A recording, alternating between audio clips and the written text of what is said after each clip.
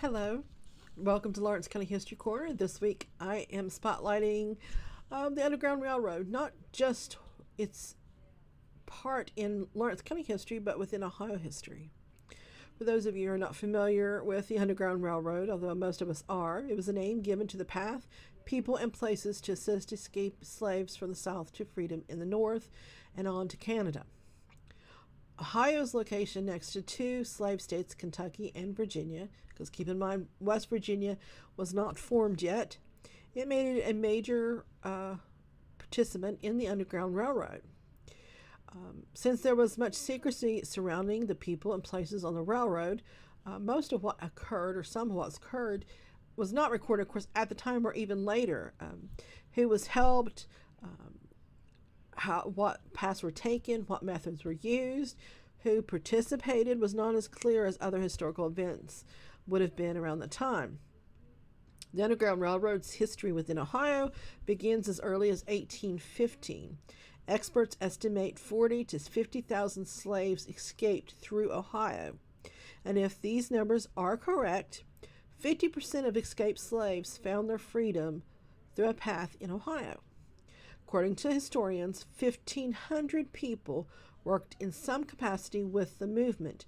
Now, keep in mind what people did and and if they participated was not recognized at the time. It was dangerous and illegal in many cases to assist. We do know of some Lawrence County residents who did participate in the Underground Railroad.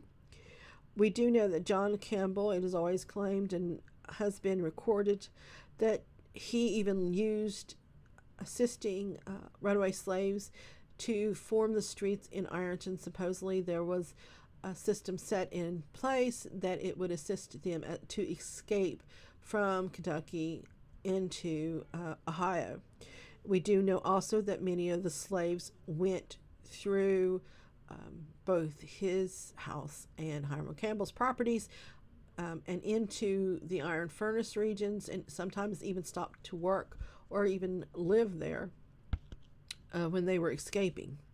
So we know the path that the furnaces covered on basically up 93 that was used. Poke Patch was another stop, Black Fork. There were other locations. Of course, Burlington was also a participant in the Underground Railroad in Lawrence County. The existence of the Burlington 37, as well as the Poly family and other families that were freed from slavery after the death of their owner or through manumission. Because they settled in that area, they, of course, were very much willing to assist slaves to escape to freedom.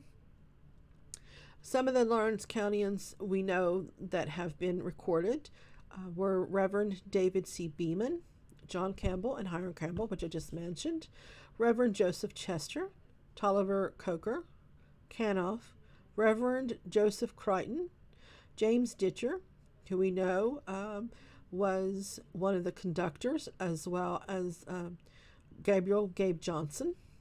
Dr. Cornelius Hall was another person, Benjamin Holly, Ralph Leet, he would play a big role in the Poly family case, Philip Lynch, William McGugan, who was an ironmaster, John Matthews, Judge William Record, Bonino Seeley, Charles Wilgus, and Stephen Wilson.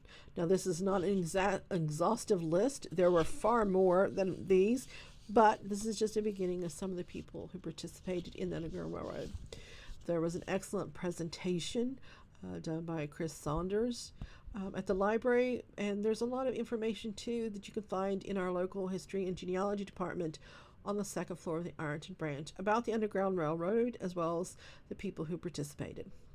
Thank you for tuning in, and I will see you next time.